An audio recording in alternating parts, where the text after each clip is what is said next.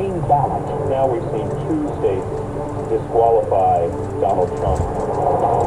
Nikki Haley in the Civil War. It's a given that it's about slavery. To me, it was about what freedom. Dangerous California wave. It is really big and supposedly getting bigger. Good morning, I'm Peter King with the CBS World News Roundup. Former President and current candidate Donald Trump is 1 for 2. The latest round of states deciding whether or not he should appear on GOP primary ballots because of his role in the Capitol insurrection. Maine Secretary of State Shanna Bellows has ruled that he should not. I am mindful that no Secretary of State has ever deprived a presidential candidate of ballot access, and I'm also mindful that no presidential candidate has ever engaged in insurrection under Section 3 of the 14th Amendment. California Secretary of State says Trump should remain on the Golden State's ballot. Colorado has temporarily reinstated Trump as that case heads to the U.S. Supreme Court. Election law expert David Becker hopes for a quick decision. 1, the Republican Party needs to know whether or not they have a qualified candidate. 2, election officials need to know whether or not they're going to have Donald Trump's name printed on the Republican primary ballot. And then lastly, all voters in the Republican primary need to know whether or not he's going to be an option for them to vote for. The Trump campaign has slammed the Maine decision, calling the state's top elections official, quote, a virulent leftist, a hyper-partisan Biden-supporting Democrat. Fellow Republican candidate Nikki Haley has walked back her failure to call slavery the cause of the Civil War. I guess if you scroll to the south, it's a given that it's about slavery. To me, it was about what freedom. What do you do? It's bigger than slavery. That was such a stain on our history. But what do you take from it going forward? Fellow GOP candidate Chris Christie says there's a reason why Haley first refused to talk about slavery. She did because she's unwilling to offend anyone by telling the truth. But he says he doesn't think Nikki Haley is a racist.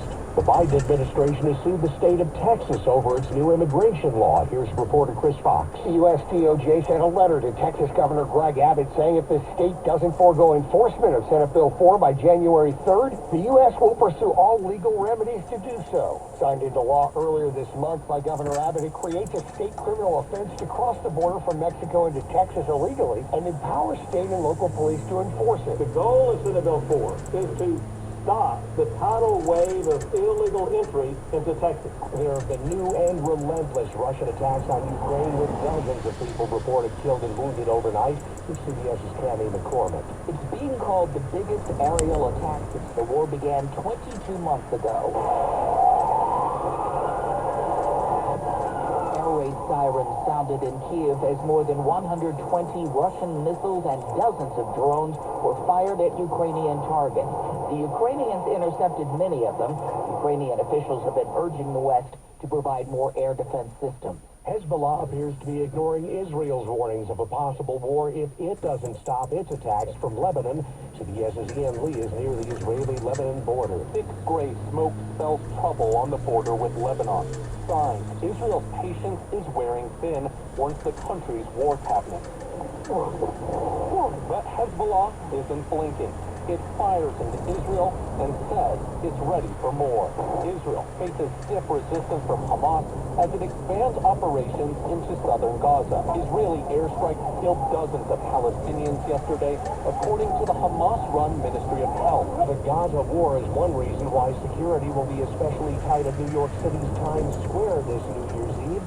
Mayor Eric Adams. We're sure that there's going to be some type of attempt this year to use that stage for some other concerns that people are having. Everyone, look for events like this if they want to do bad things.